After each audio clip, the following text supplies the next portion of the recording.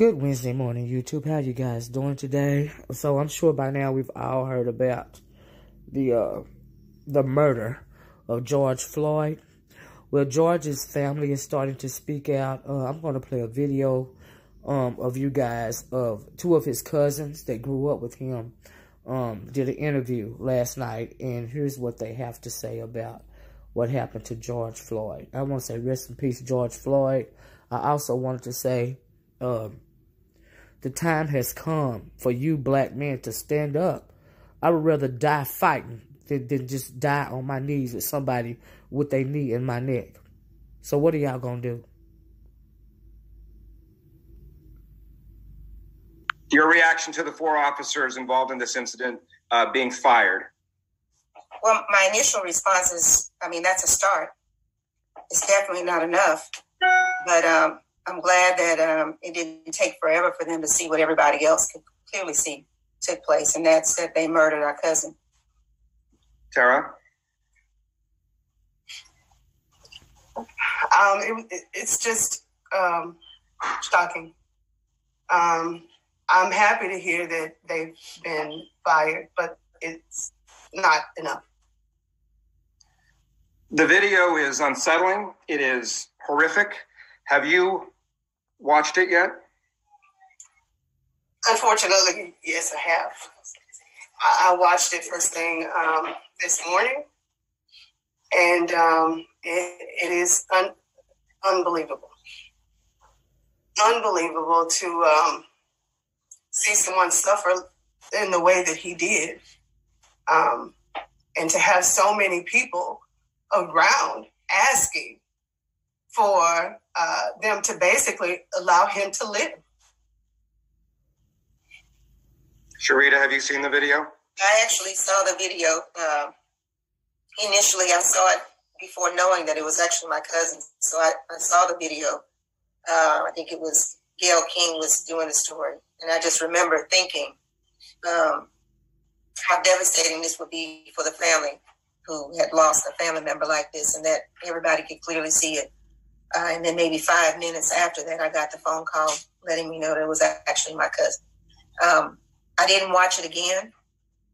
I tried to, but when it first played and I could hear his voice, I didn't need to see any more. The first time that I heard him say, "I can't breathe," it was just more than I could take. I couldn't watch any more of it. What would you want to say to the bystanders who in the video fought very hard to save your cousin's life? I can't thank them enough. We always see these kinds of things that take place, and, we wonder, what would we do if we were placed in that position? And I can only be grateful that there were people there who were advocating for him, and even more so grateful for the person who was there with the camera to capture it, because so many times there aren't any witnesses around. And there is questionable as to, what has happened, and, whether the person was resisting or whether they deserved it or whatever those things that might come into people's mind. But I'm grateful that there were people there to speak on his behalf, because we weren't there. So, it just makes me feel good to know that there are still people in the world who care and have compassion, unlike the officers that were there. Tara, talk to me about your cousin, George Floyd. What kind of person was he? He was the cousin that everybody loved. We grew up together, and he was always happy, the jokester. He was an athlete. He was very talented in so many ways. He was a father. He was everybody's favorite everything. He was a favorite friend. He was the favorite cousin. So many memories. Sharita, as Tara mentioned, he was a father. He has a daughter. How is she doing? Have you spoken to her? I have not. She's taken it very hard. I spoke with her mother this morning, and she's, not doing well. He was not just a distant cousin. He was someone that you two actually grew up with, right? Yeah. Yes. He was, you know, our families, we have a large family. Let's just say that in the first place. But my mom and his mom were sisters. And, you know, we moved to the Houston area because my aunt, because they were here. So we were close. We were in the same household for years. And off and on, you know, we'd be around each other all the time. He was our baby cousin, which is odd to say because he grew up to be much bigger than both of us. But yeah, we were all very close. Ben, let me get your reaction to the firing of these 4 officers that we just heard about. It's a good first step that the mayor came and terminated these officers for this unnecessary, unjustifiable killing. I mean, it was 8 minutes. It's in many ways worse than Eric Gardner because they got their knee on his neck and he is begging, pleading, not 1 minute, not 2 minutes, not 3 minutes, but 8 minutes begging them to let him breathe. And so now we can't breathe again in 2020. And it just takes you back to Eric Gardner. And now we have George Floyd, another black man saying to the police, I can't breathe, and him not being offered any humanity. I think the officer should be charged with murder.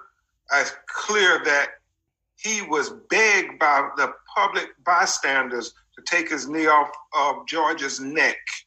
And those other officers should also be charged as accomplice to a murder. They were supposed to protect and serve citizens like George. We in Black America, we are done dying at the hands of the people who are supposed to protect and serve us. The spokesperson for the Minneapolis police released a statement saying that George physically resisted the officers. Is that going to play a big role in this case? The city of Minneapolis is apparently going to try to justify the unjustifiable. We all saw with our own eyes a man murdered because of their excessive force. There is no question about it. It was their excessive force that killed George Floyd. And we say we are done dying to the police who are supposed to protect and serve us. Wow.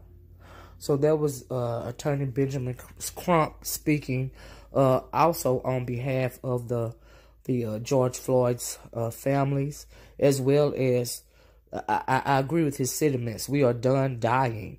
Last night, as a result to the death of George Floyd and the video of his murder being released, a lot of people were very frustrated, so they took to the streets and they rioted in front of the police department where they believe the officers, worked.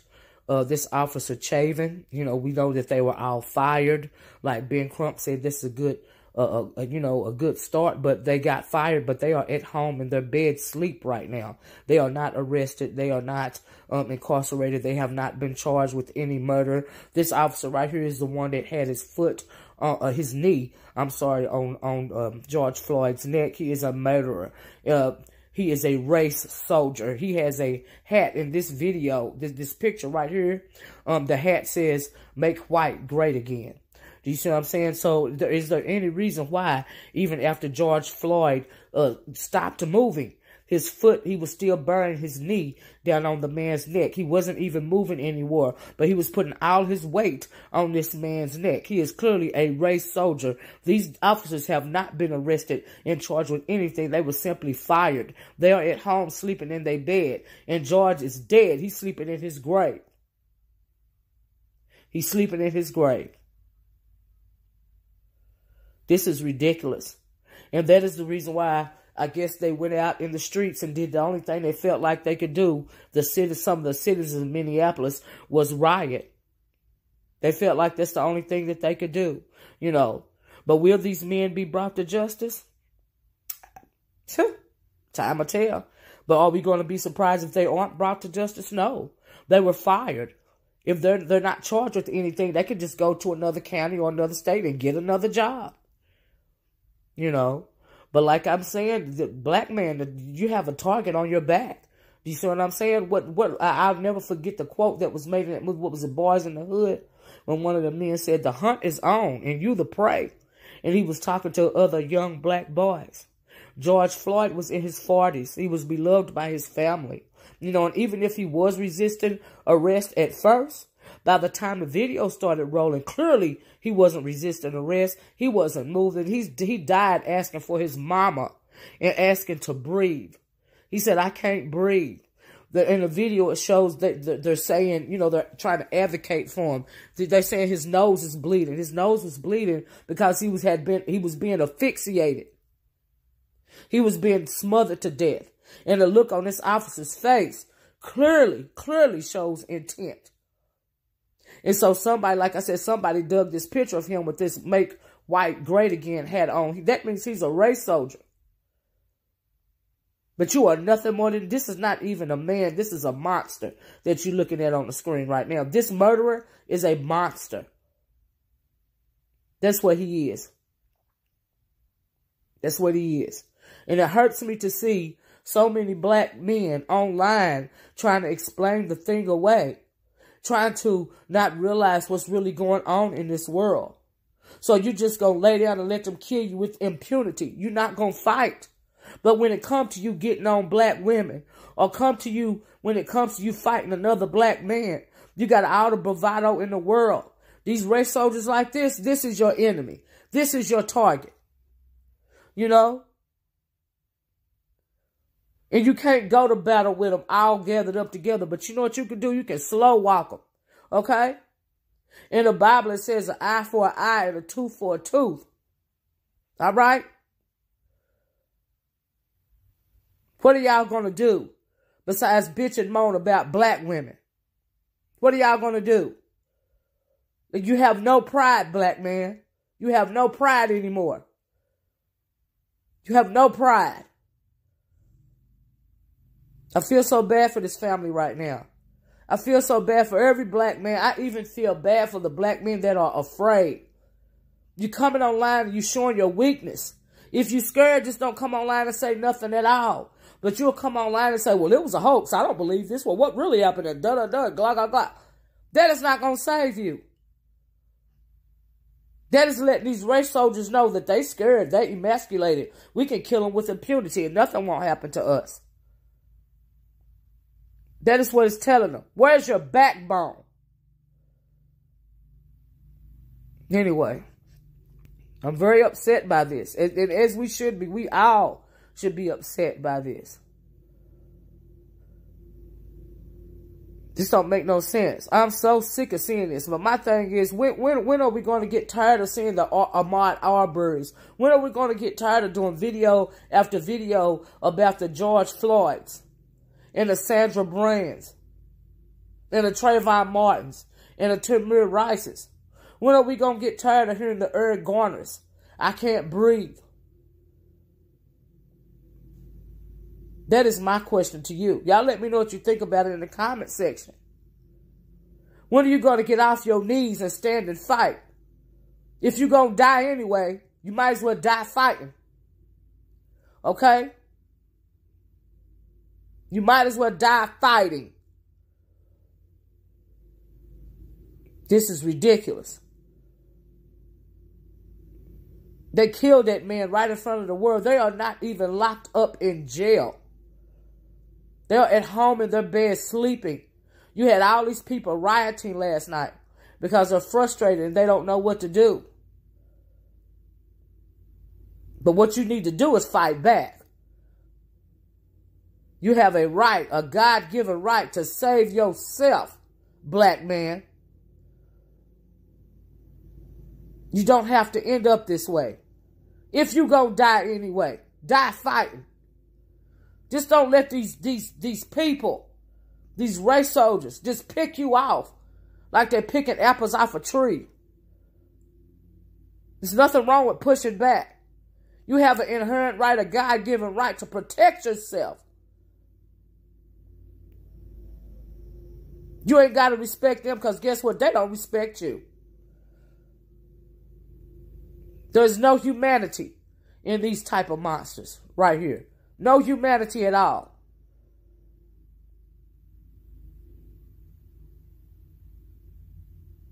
And yes, some of y'all do need you need to martyr yourself.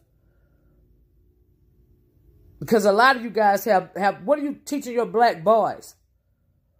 Kyle being Crump when my son died and let him speak for me? What are you doing? Anyway, y'all have a nice day. Y'all be safe out there. And I'm praying for George Floyd's family. I heard that he has a daughter. Eric Garner's had a daughter. His daughter pretty much died of a broken heart. Fighting for justice, trying to find justice for her father. She died of a broken heart. I'm so sick of seeing these videos. Where are the videos of you guys fighting back? I want to see those videos. Where are the Micah Johnsons? Where are the Corinne Gaines? Because like I said, if you're going to die anyway, you might as well die fighting. Okay? Anyway, y'all have a nice day. Peace.